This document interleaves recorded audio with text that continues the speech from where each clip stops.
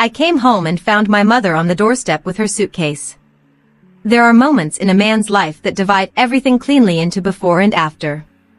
I had one of those moments on a Tuesday in October, standing in my own driveway in Guelph, Ontario, holding my work bag, staring at my 73-year-old mother sitting on the front step with a packed suitcase at her feet like she was waiting for a bus that was never coming.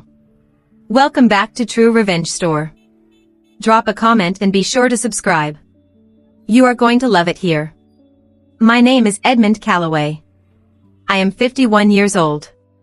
I have managed civil infrastructure projects for the region of Waterloo for the past 19 years. I oversee drainage systems, road rehabilitation schedules, and municipal construction contracts across 4 counties. People hand me problems that cost $12 million to solve, and I hand them back solutions. I am very good at my job. I am less good, I have learned, at reading the person sleeping 6 in from me every night. I have always found that particular gap in my abilities genuinely humbling. Before I tell you what I did next, tell me where you are watching this from. I would love to know. My mother Irene moved in with us 3 years ago after my father passed. She has the back bedroom with the window that faces the garden. She grows tomatoes in the summer and watches British baking programs in the winter, and she makes the best chicken soup in Guelph, Ontario, possibly in all of Canada. I will not be taking challenges on that. Life before October looked like this. I left for work at Snorts 7:15 every morning. My wife Priscilla worked from home 4 days a week as a marketing consultant for a mid-size firm in Kitchener. My mother kept to herself, contributed to the household, and caused approximately 0 problems. She was quiet and grateful and kind. She offered to help with dishes. She asked before she touched anything in the kitchen.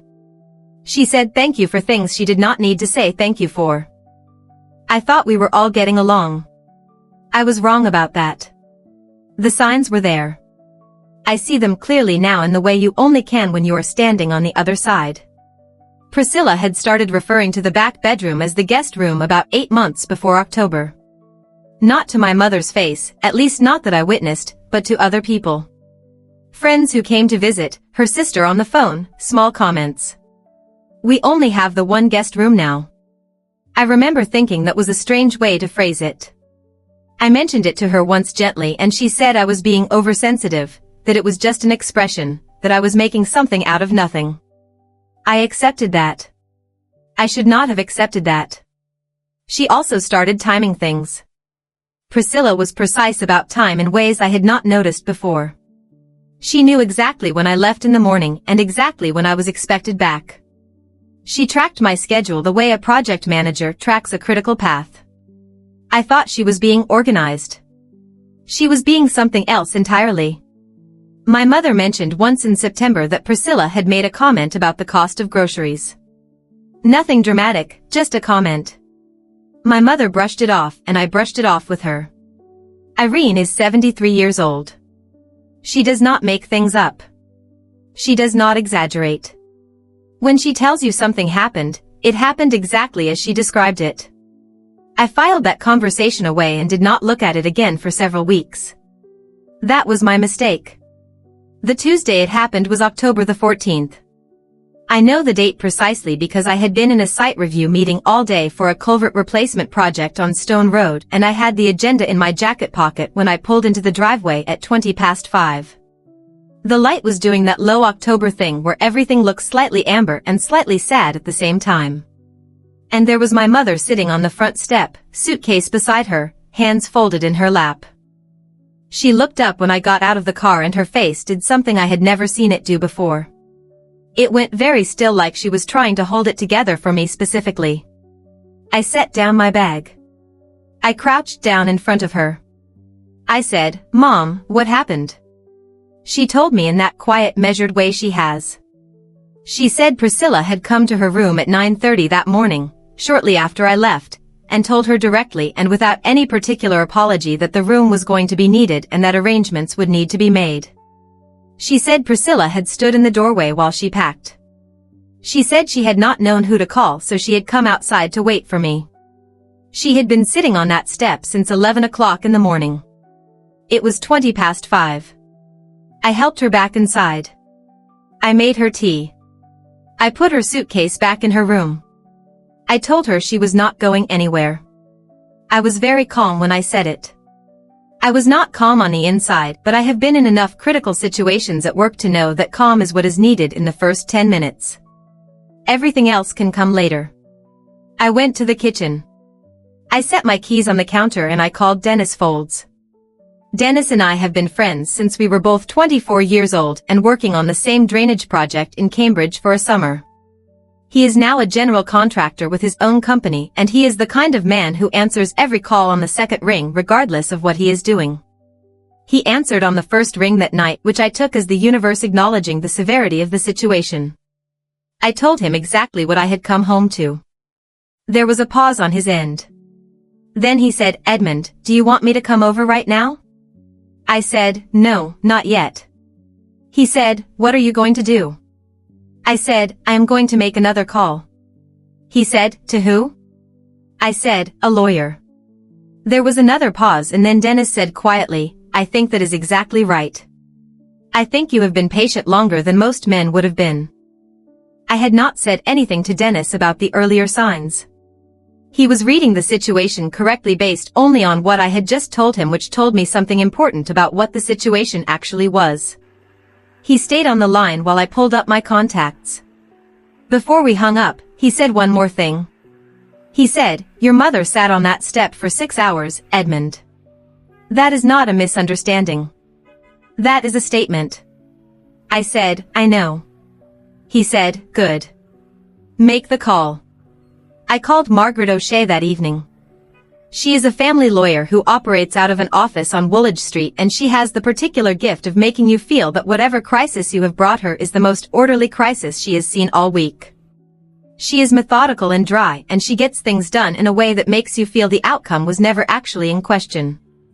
I explained the situation. She listened without interrupting, which is a skill I genuinely respect.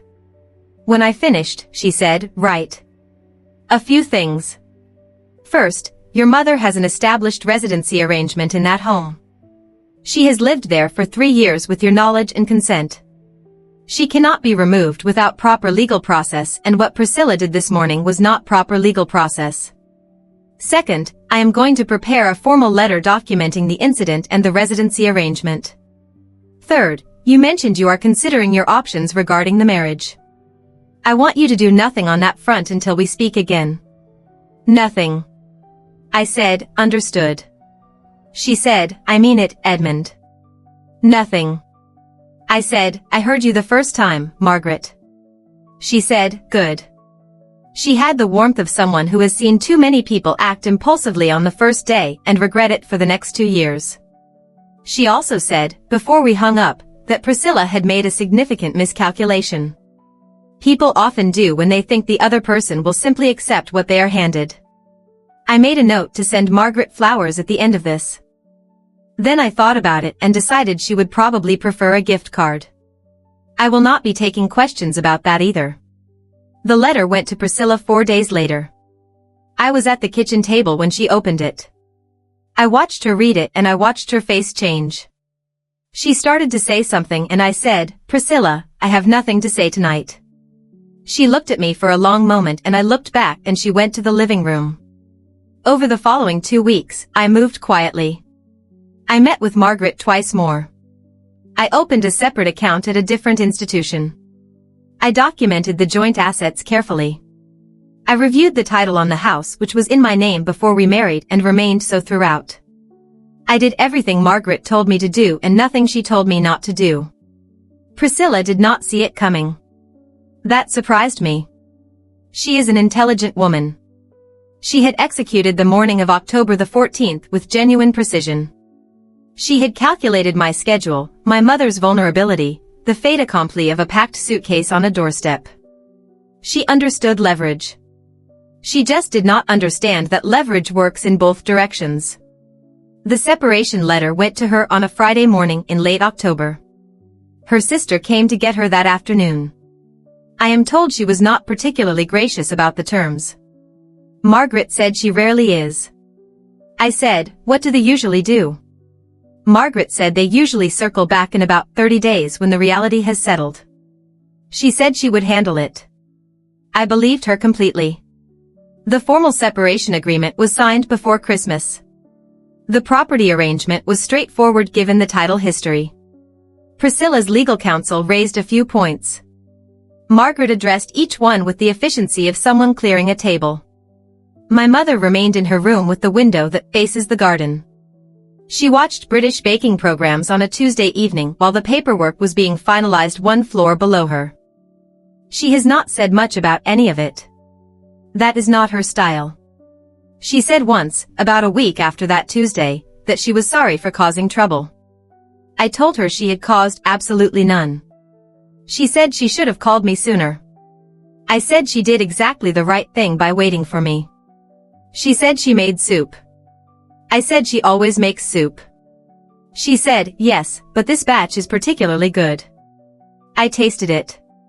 She was not wrong. Dennis came over the first weekend of November. He brought his wife Carol and a bottle of red wine that was either very good or I was just very relieved and I genuinely could not tell which. We sat at the kitchen table.